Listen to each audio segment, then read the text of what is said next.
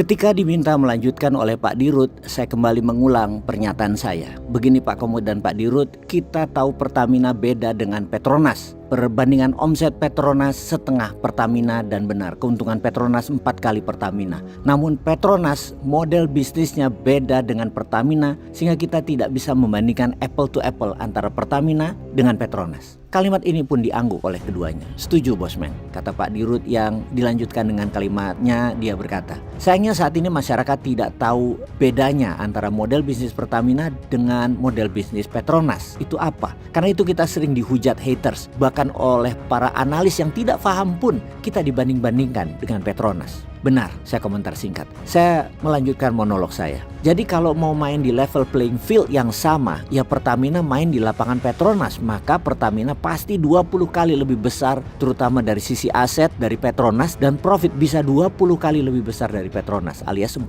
kali lebih besar profit Pertamina dibandingkan dari saat ini. Bagaimana? Setuju? Saya pun bertanya memastikan kalimat dan pertanyaan saya difahami dan disetujui tentunya oleh bapak-bapak orang pintar di hadapan saya ini. Lanjut, demikian Pak Komud berkata. Jadi kalau kita mau bermain di lapangan Petronas, maka Pertamina harus berubah dan berani untuk menjadi NOC atau National Oil Company. Saat ini Pertamina bukan NOC yang sebenarnya, masih tidak terlalu jelas statusnya. Pak Dirut mengangguk tanda setuju. Jadi kita harus melakukan perubahan di sistem perminyakan di Indonesia di mana SKK Migas atau Satuan Kerja Khusus Migas dibubarkan dan dimasukkan di bawah Pertamina. Hal ini tentunya memerlukan dukungan politik di parlemen, DPR, dan dukungan presiden tentunya. Di sini wajah Pak Dirut serta Pak Komud menjadi serius dan bergumam dengan mengatakan hal itu tidak mudah. Namun hal itu bisa difahami. Saya pun menjelaskan, kalau ada SKK Migas, maka Pertamina hanya perusahaan minyak biasa seperti halnya perusahaan minyak Chevron, Mobil Oil, Shell. Namun kalau SKK Migas menjadi milik atau di bawah Pertamina, maka Pertamina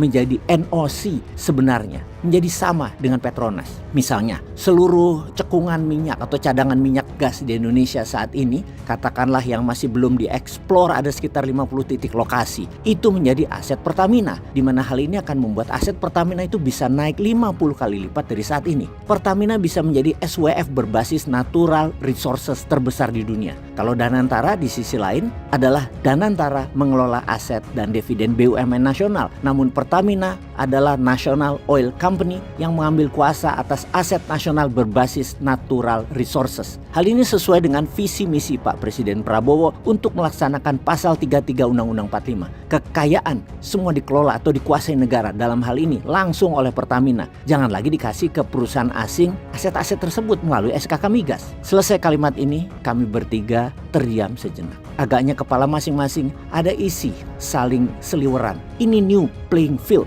Ini game changing harusnya bagi Pertamina kalau jadi NOC dan SKK Migas dibubarkan masuk ke dalam Pertamina. Maka Pertamina langsung jadi world class company in one night. Kepala saya pun terus berputar-putar membayangkan. Tidak mudah pastinya membubarkan satu departemen di Kementerian ESDM itu. Namun kalau mau birokrasi panjang, ribet, dan administratif itu terputus, jadi sederhana, jadi ringkas, dan langsung bisa kerja, ya aset natural resources oil and gasnya pindah ke Pertamina semua. Bener deh, dalam semalam nilai Pertamina bisa naik 50 kali lipat, dan ketika kita perlu pembiayaan, Pertamina sudah masuk top 10 perusahaan minyak dan gas terbesar di dunia, bisa dengan mudah mencari pembiayaan. Hal ini membuat Indonesia pasti menjadi negara yang disegani, pasti ditakuti, pasti menjadi pengendali. Pertamina itu tidak harus menggali dari minyak dan gas dalam negeri. Pertamina bisa beli ladang minyak di Afrika, di Asia Barat, dan di banyak negara muslim yang memiliki cadangan minyak, di mana Pertamina juga bisa mengelola sumber minyak baru tersebut, membangun kilang minyak oil refinery baru, memiliki armada tanker baru. Dengan demikian Indonesia langsung menjadi swasembada energi